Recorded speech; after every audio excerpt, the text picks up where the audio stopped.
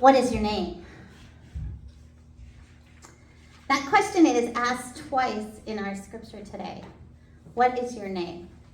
The first time it's asked of Jacob, and he says his name is Jacob. Now, do you know what Jacob means? Jacob means heel, trickster, overreacher, supplanter. That when we're asked that question in the Bible, what is your name? We know that the answer is that our names reflect who we are.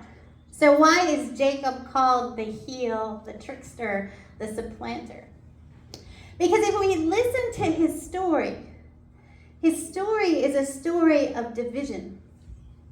So in the beginning, when he and his brother are first born, he grabs so tightly to the heel of the foot because he wants to supplant him, to trick him into being the firstborn. As his life progresses, he again divides, creates division in the world. So he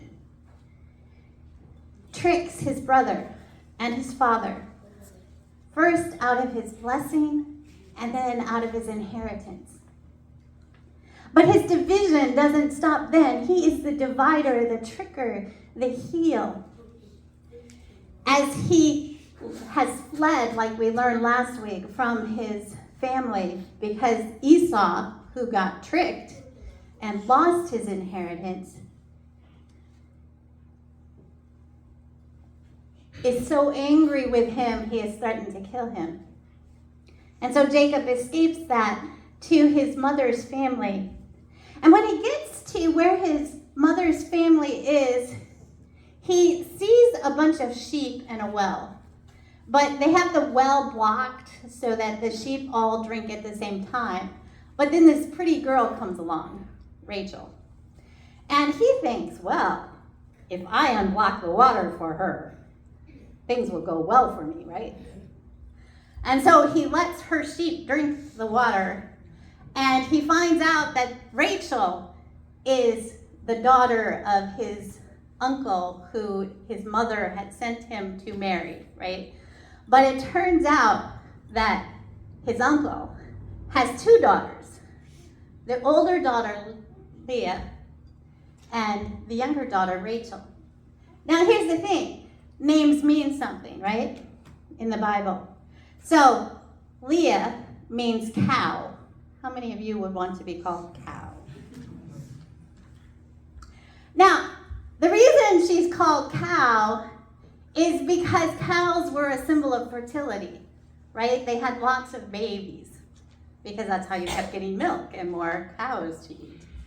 So, she is given a name that is a symbol for fertility, for having lots of children. And she ends up having 6 sons and a daughter for Jacob. But Jacob isn't thrilled by the fact that his uncle is also a trickster. Apparently, it's a genetic trait, right?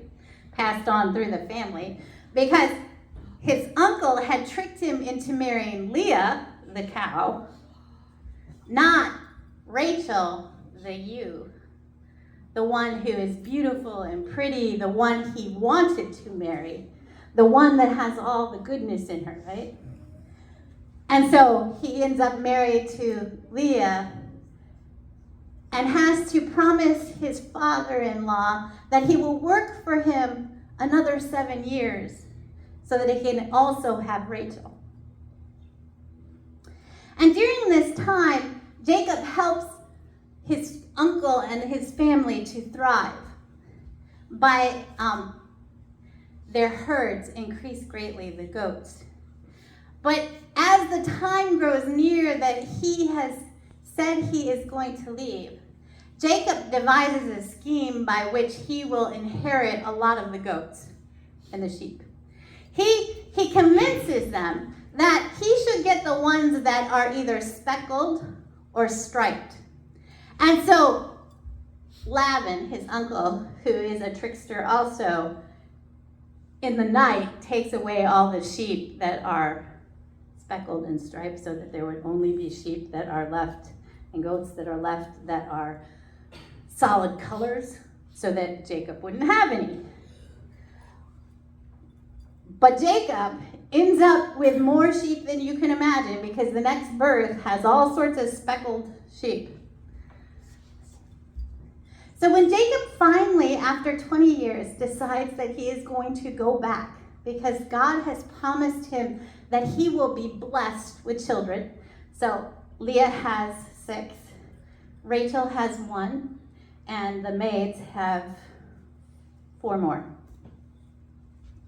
We won't get into that because it's a whole thing. Which is why I said to you last week, biblical family values, not necessarily what you want to follow. So, Jacob has decided to head home now after 20 years, hoping that his brother will forgive him. And as he's on the way home, because remember his name is Divider, Heel, Trickster, Supplanter, he again divides everything up. He separates his servants into 3 groups, right? And sends them in 3 different directions to converge on Esau. And he splits up his wealth. And then it gets to the point where it's just, in the story, him, his wife, and his children. And he divides up the money, so it's not in the same place also, because he doesn't want everything taken in case Esau comes in to wipe him out. And he learns that Esau is on his way with 400 men.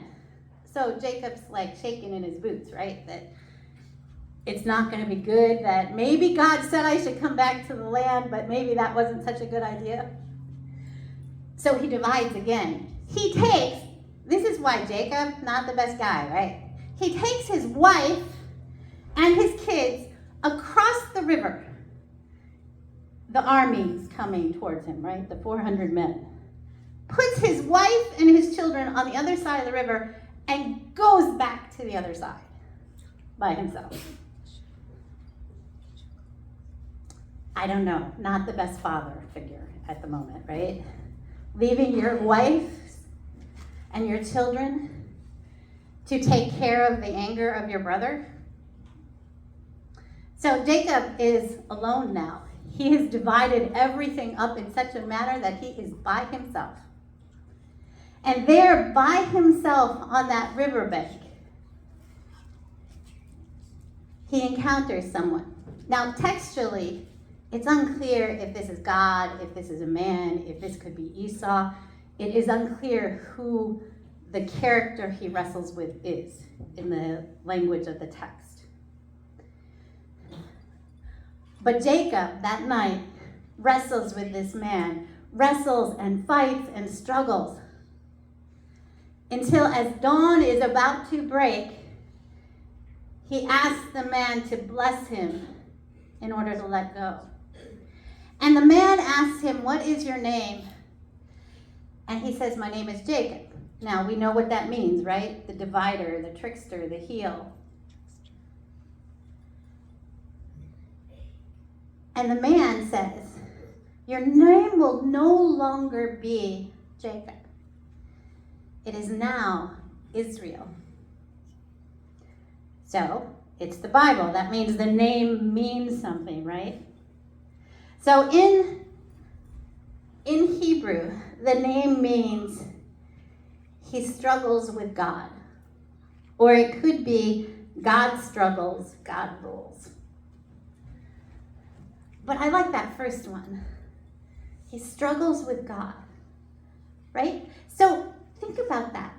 The entire people, the entire Hebrew nation is now going to be called, they struggle with God.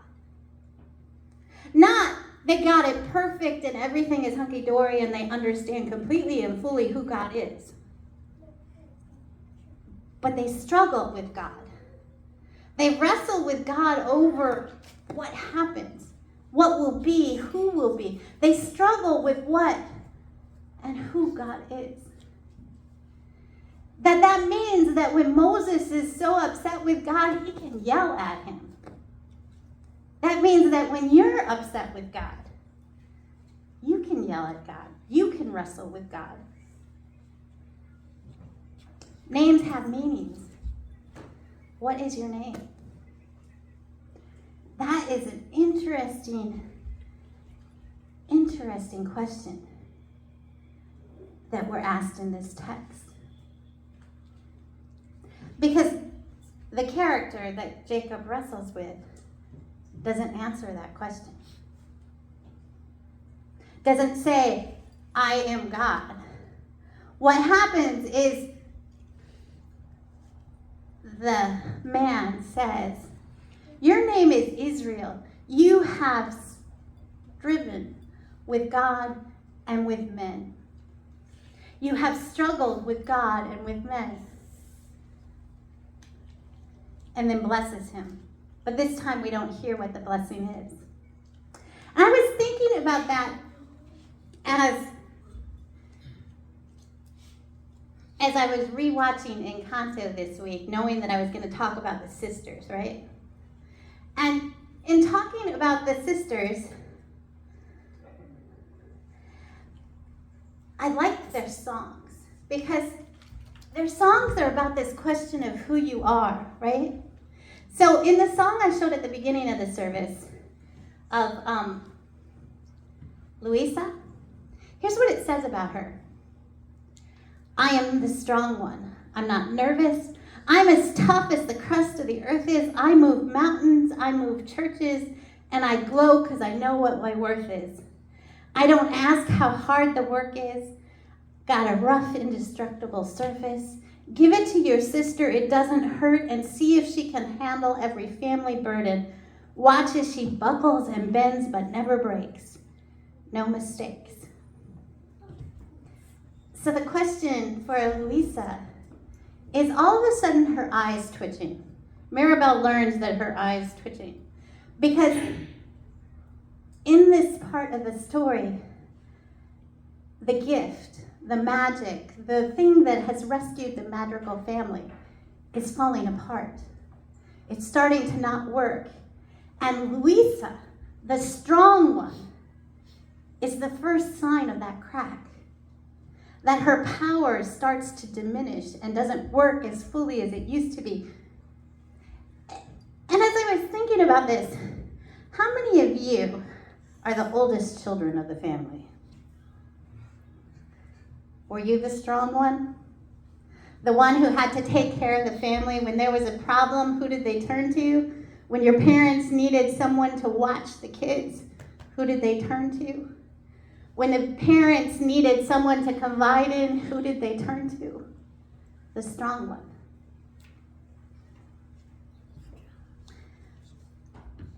But Luisa says in this,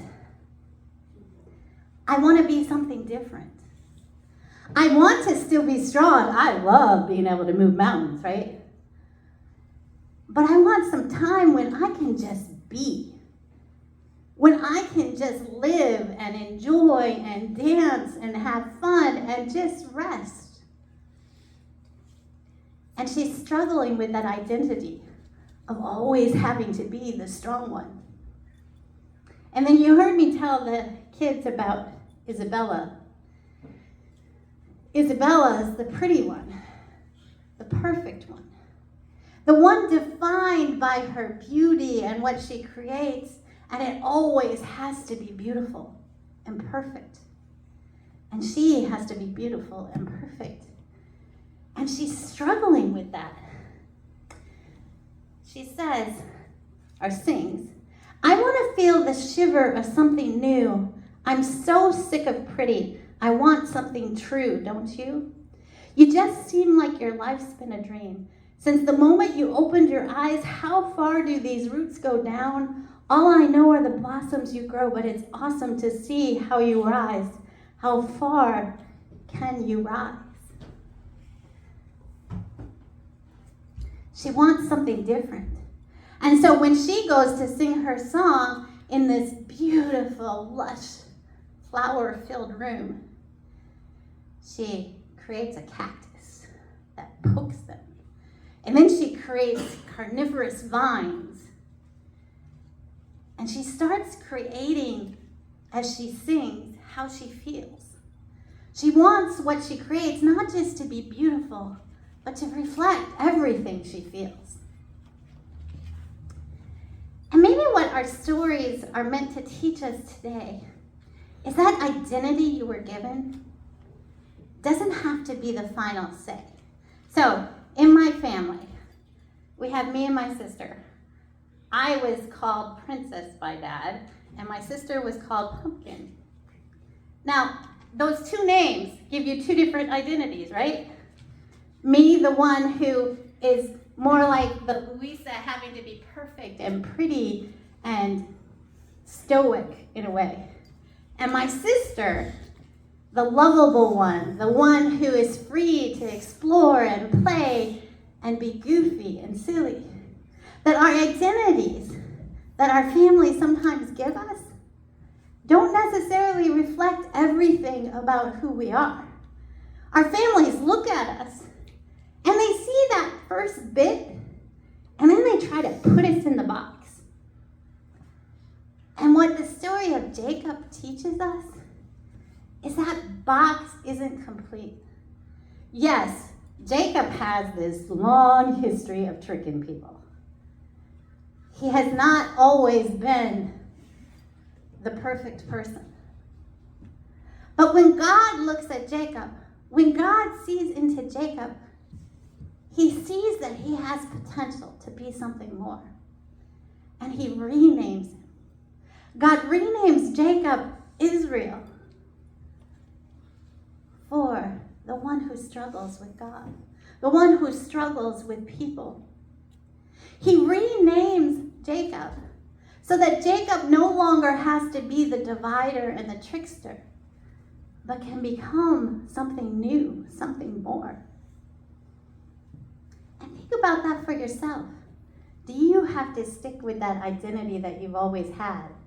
Can you think about the ways that you can grow and change into becoming who you are called to be? That you can have that boundary that says, you know what? Not anymore. I don't want to do that anymore. That you can become the person God sees inside. And that is the hard part, right? The entire story of Encanto is about that. Becoming the person you really are, not the person that has been defined by a gift.